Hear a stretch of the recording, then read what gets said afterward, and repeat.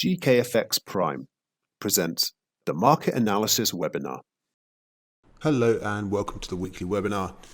So we had some interesting moves in the dollar at the end of last week. We obviously had non-farm payrolls and it's still 500,000 plus jobs were created, but that was less than expected. And so the dollar had been looking pretty strong going into that report, but it came off pretty significantly afterwards. So obviously a bounce in euro dollar, a bounce in pound dollar, and dollar yen came off its highs, but still some interesting moves going on overall in markets. Crude oil broke out to multi-year highs.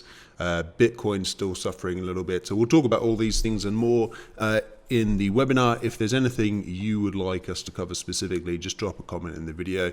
Otherwise, if you're getting some benefit, please click that like button for the YouTube algorithm. Okay, let's have a look at the euro dollar pair.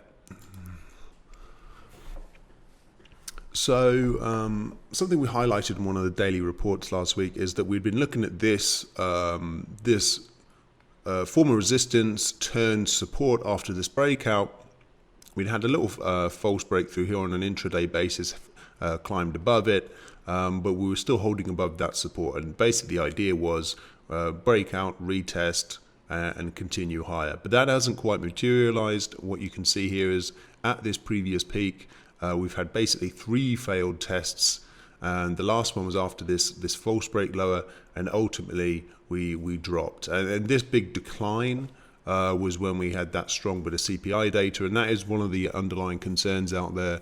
Not concerns, but one of the thought processes that US inflation's running pretty hot, and that might induce the Fed to talk about tapering. And indeed, they did actually taper their corporate bond purchases, but they only did a tiny amount of that, so that doesn't actually practically affect anything.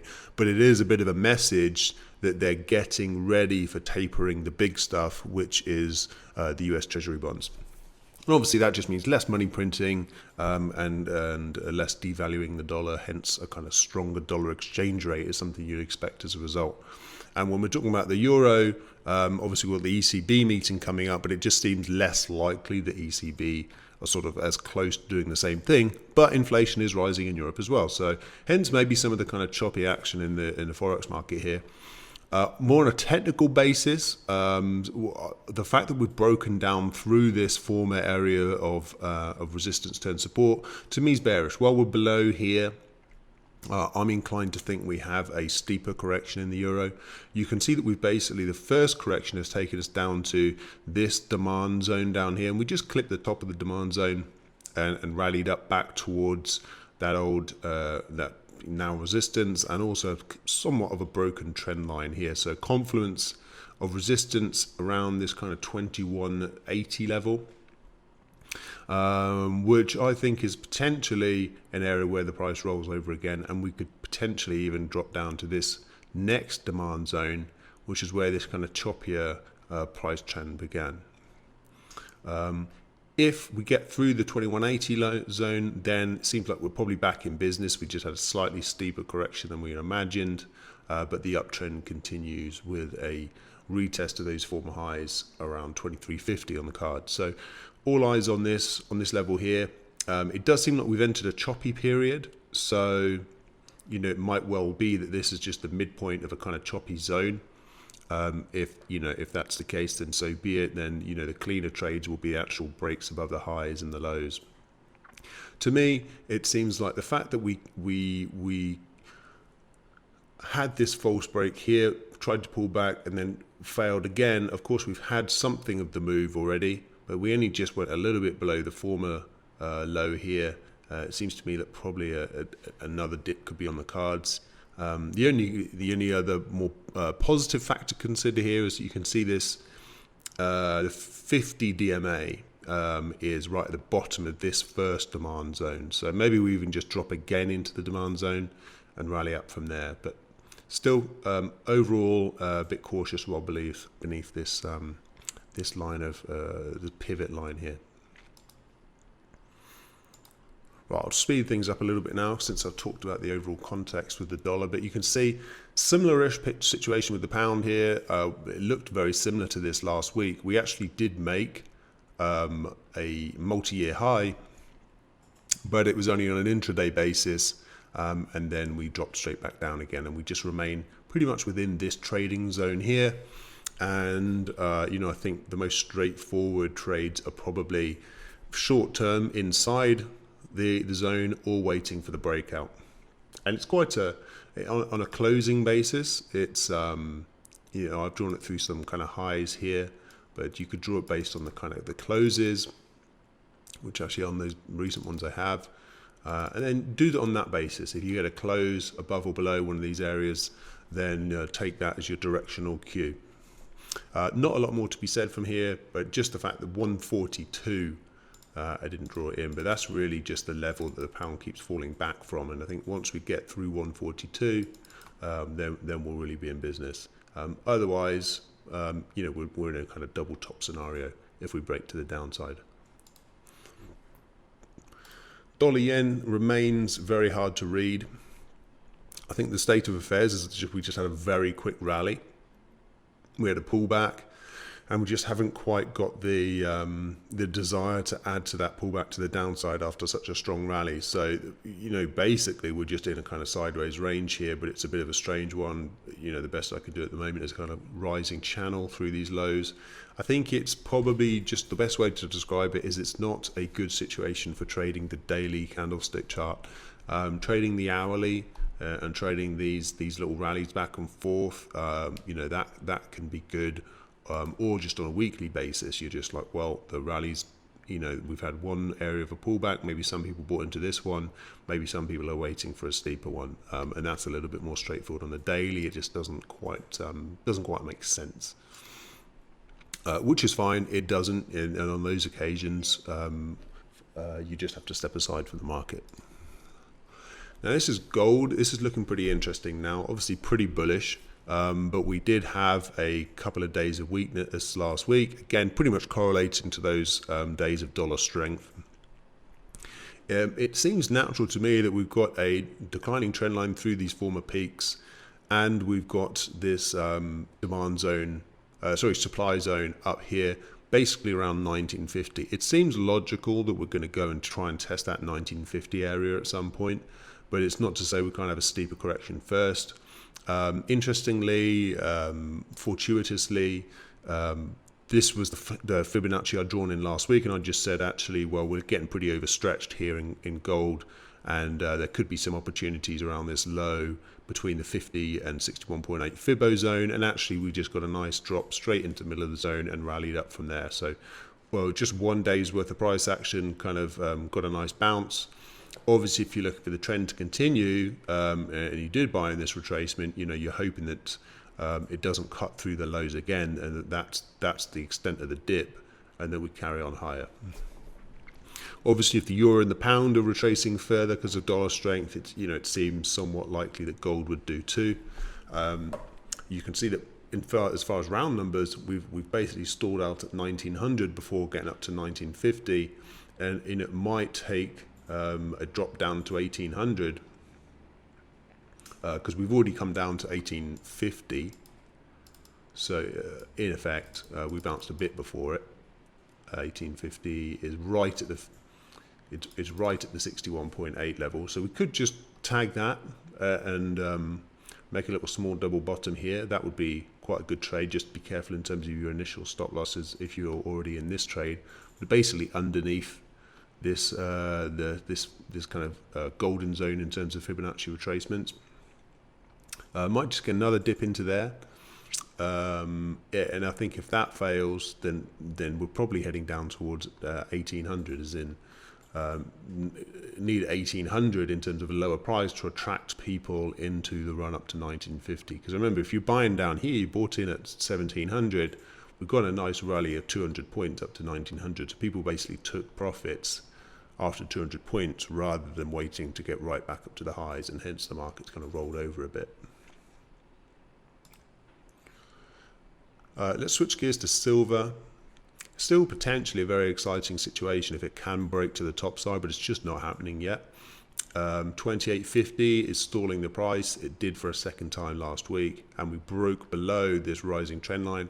Sort of a similar situation to the euro in a way. and we've bounced nicely off 27, but we're below this rising trend line, which is which is a bit of a source of bearishness, and potentially means that we've bounced up to the trend line. We could get another dip, and one area that might make sense for the price to hold up would be 26.50, and that's where these two former peaks were here. So we kind of that was capping the price, broke up, basically retested it in effect, kind of in a bit of a choppy way, made up in those highs. Maybe we just come back to it again. Overall, the market still feels generally constructive. If we zoom out a bit on silver, we can see that it's coming off a big rally. It's consolidating after the big rally last year, and at the moment, there's nothing necessarily to assume that it's not eventually gearing its way for a break to the top side. We've had this decent period of strength. But, if it turns into, if we're still basically in a range, and obviously this turned to this, maybe this turns to another one down again, then that's fine. But,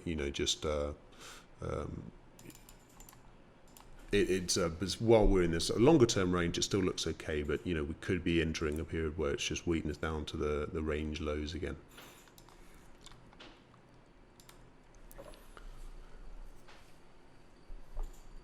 Right, having a look at the oil market now, and this is one of the more interesting headworthy markets at the moment, because we did snap through those 2019 highs, and so now we're actually up at the highest since we've been since late 2018. So obviously putting us into over 2-year highs, and we're coming right into the 70 level.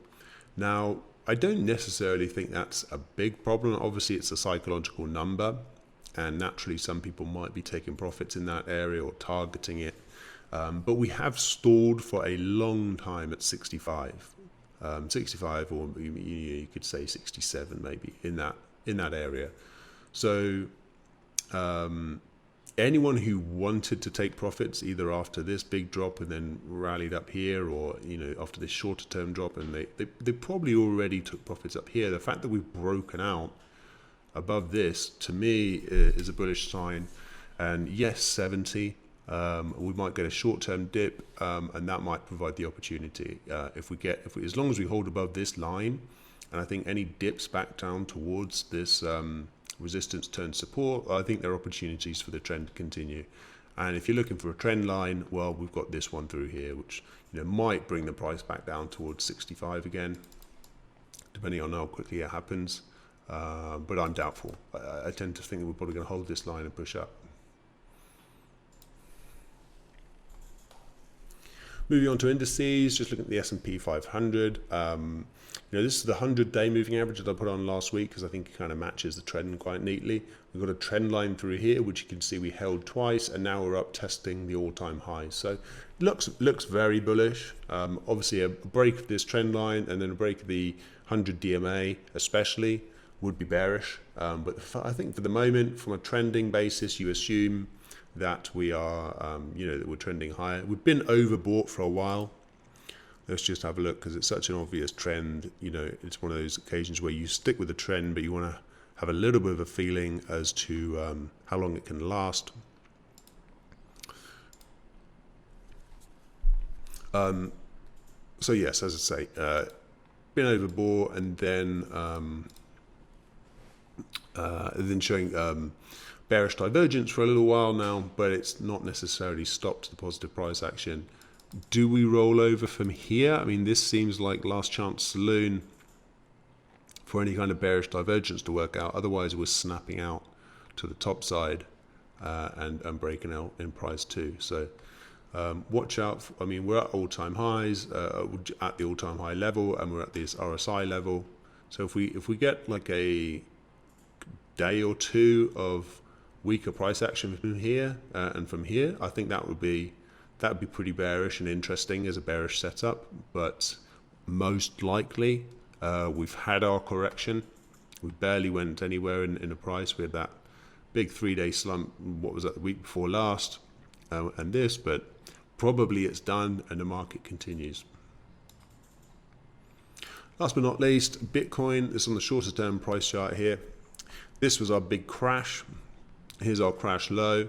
We haven't been back to revisit it yet. We've basically been forming this triangle pattern, which interestingly, we basically failed we broke above and then failed to hold it. Even if you're not looking at the triangle pattern, you'd be maybe looking at these two former highs. Maybe you can look on the 1 hour chart even. Whoop. There we go.